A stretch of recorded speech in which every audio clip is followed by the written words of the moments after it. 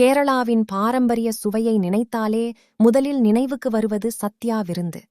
அந்த சத்யா விருந்தில் தவறாமல் இடம்பெறும் ஒரு அற்புதமான உணவுதான் இந்த பாரம்பரிய கேரளா ஸ்டைல் அவியல். பலவிதமான காய்கறிகள், புதிதாக அரைத்த தேங்காய், பச்சை மிளகாய், சீரகம் மற்றும் தயிரின் மென்மையான புளிப்பு சுவை சேர்ந்தால் கிடைப்பதுதான் உண்மையான அவியலின் தனிச்சிறப்பு. அவியலின் மிகப்பெரிய ஸ்பெஷல் என்ன தெரியுமா? ஒரே ஒரு காய்கறி இல்லை, பலவிதமான காய்கறிகள் ஒன்றாக சேர்ந்து ஒரு அற்புதமான சுவையை உருவாக்குகின்றன. அவியலுக்கு காய்கறிகளை சிறிய துண்டுகளாக வெட்டாமல் சற்று நீளமான துண்டுகளாக வெட்டுவது பாரம்பரிய முறை. இதனால் ஒவ்வொரு காய்கறியும் தனித்தனியான டெக்ஸ்டருடன் அழகாக இருக்கும்.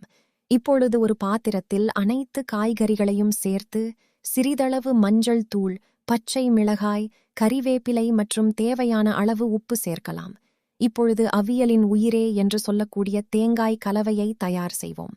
புதிதாக துருவிய தேங்காய், சீரகம் மற்றும் பச்சை மிளகாயை சேர்த்து மிகவும் மென்மையாக இல்லாமல் சற்று கொரகொரப்பாக அரைத்துக் கொள்ள வேண்டும். காய்கறிகள் வெந்ததும் இந்த தேங்காய் கலவையை சேர்க்க வேண்டும். பிறகு மெதுவாக கலக்க வேண்டும். அதிகமாக கிளறினால் காய்கறிகள் உடைந்துவிடும். அவியல் ஒரு குழம்பு போல அதிக தண்ணீருடன் இருக்கக்கூடாது. காய்கறிகளும் தேங்காய் கலவையும் ஒன்றாக சேர்ந்து சற்று திக்கான டெக்ஸ்டரில் இருக்கும்போதுதான் அதன் உண்மையான சுவை கிடைக்கும். இப்போது அடுப்பின் தீயை குறைத்து அல்லது அணைத்த பிறகு நன்றாக அடித்த தயிரை சேர்க்கலாம். தயிரை சேர்த்த பிறகு அதிகமாக கொதிக்க விடக்கூடாது. அப்படி செய்தால் அதன் டெக்ஸ்டர் மாறிவிடும். இப்போது வருகிறது அந்த ஸ்பெஷல் கேரளா டஸ்.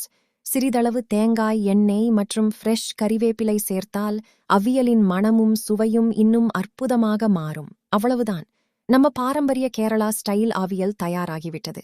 சாதம், அடை, பப்படம் அல்லது ஒரு முழுமையான சத்யா விருந்துடன் இந்த ஆவியல் மிகவும் அருமையாக இருக்கும். இந்த பாரம்பரிய கேரளா ஸ்டைல் ஆவியல் ரெசிபி உங்களுக்கு பிடித்திருந்தால் இந்த வீடியோவை சேவ் செய்து வையுங்கள். இன்னும் பல பாரம்பரிய இந்திய ரெசிபிகளுக்கு ஃபாலோ செய்யுங்கள்.